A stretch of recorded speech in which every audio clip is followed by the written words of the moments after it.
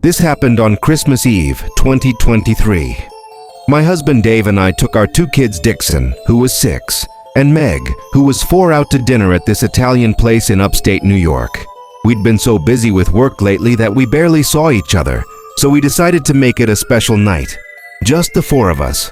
After dinner, around 8 p.m., we stopped at a grocery store to grab some things for Christmas morning. I told Dave to wait in the car with the kids. It would be faster if I just ran in alone. He agreed. Dixon was already falling asleep in his car seat anyway. The store was pretty crowded. Everyone doing last-minute shopping, I guess. I grabbed a cart and headed down the first aisle when I accidentally bumped into someone coming around the corner. It was a clown, full costume, white and black striped jumpsuit, oversized shoes, the works. I immediately apologized, kind of laughed it off. Maybe he was coming from some Christmas party or entertaining kids somewhere. He didn't say anything, just smiled at me. This wide, exaggerated smile. I moved past him and continued shopping, trying to remember what we needed. Milk, eggs, coffee, wrapping paper.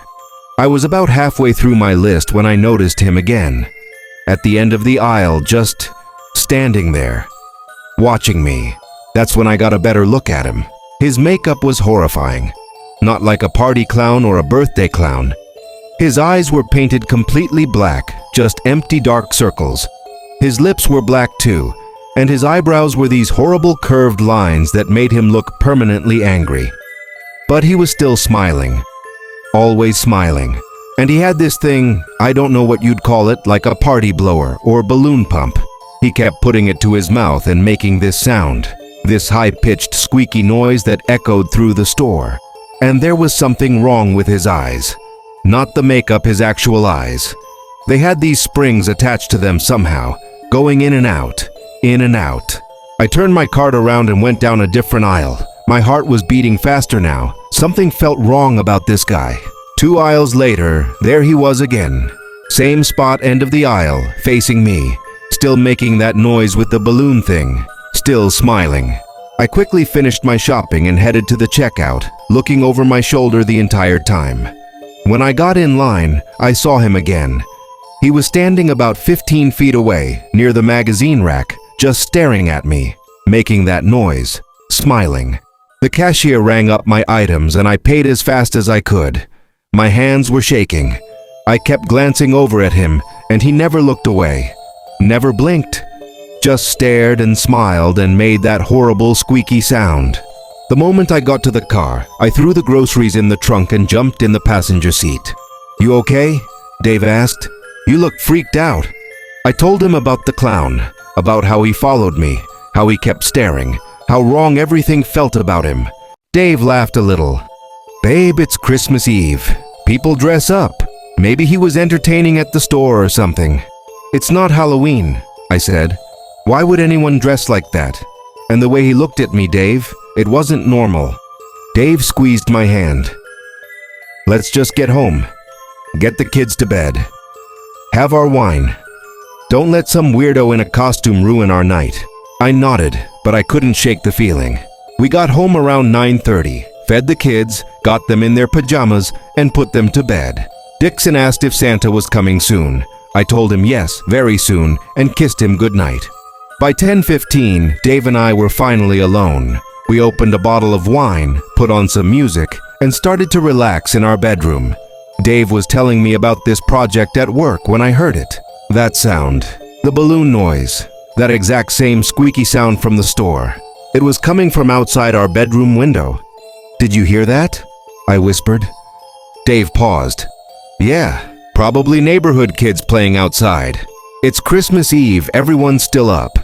"That's the sound, Dave, the exact sound the clown was making." He looked at me, and I could tell he was trying to decide if I was being paranoid. Then I grabbed my phone and opened our Ring camera app. My blood went cold.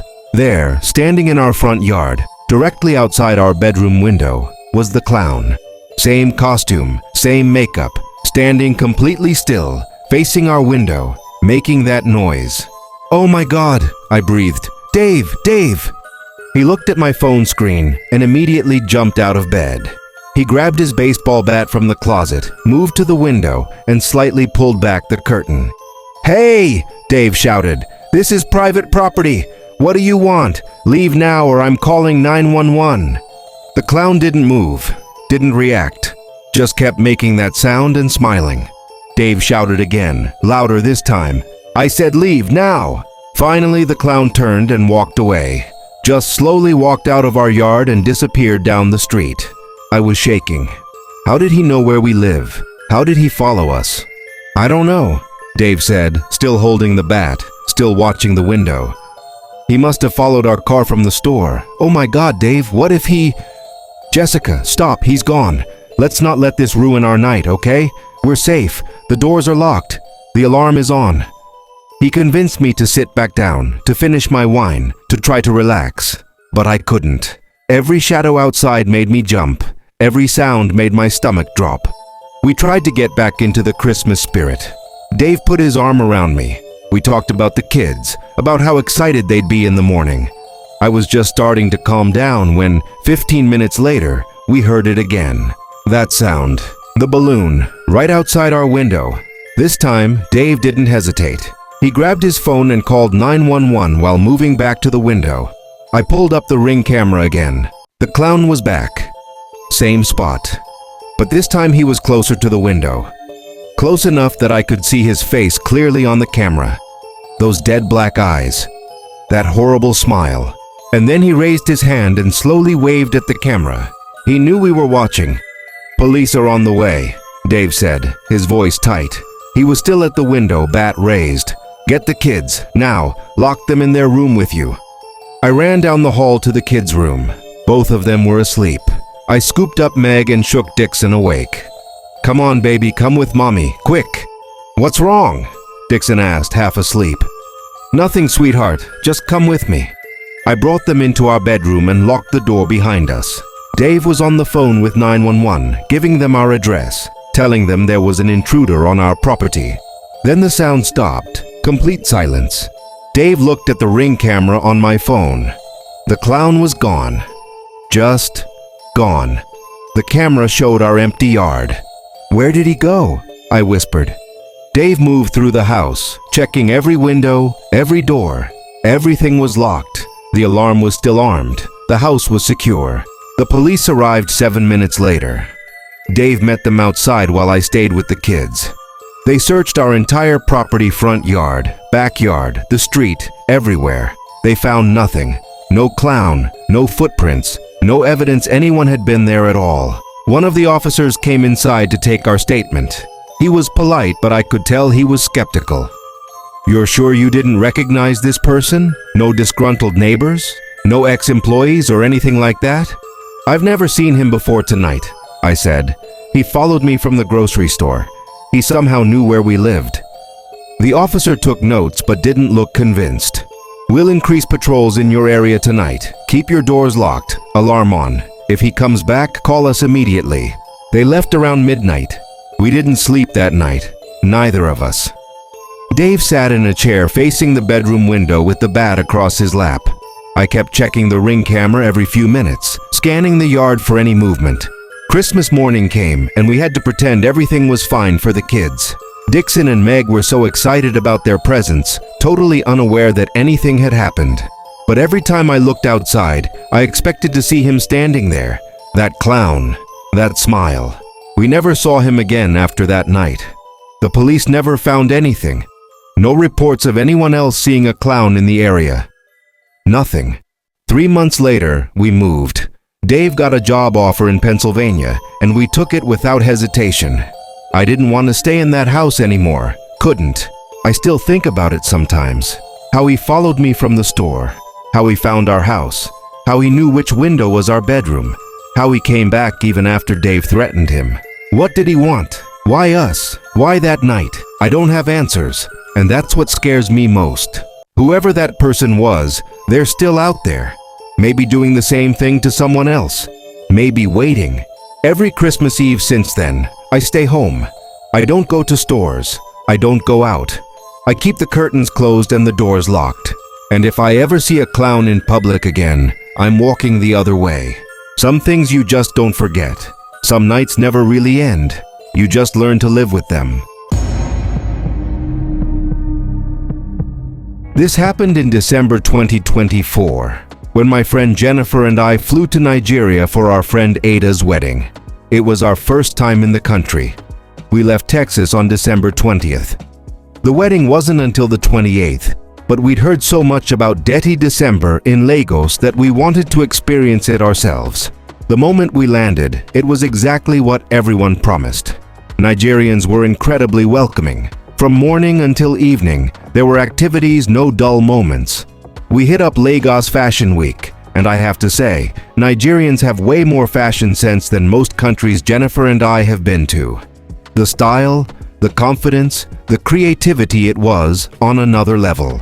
We went to concerts almost every night.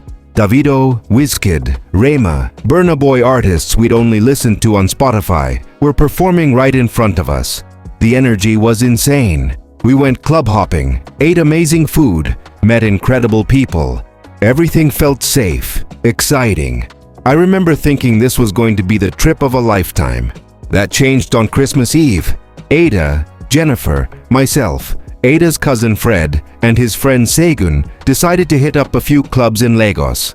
The first place we went to was decent, but the vibe wasn't quite right. So around 1 a.m. we decided to head to this spot in Victoria Island that Segun knew about. Fred was driving Ada's brother's car, a black Mercedes. We were maybe 10 minutes into the drive, music playing, everyone laughing, when Segun turned around from the front seat.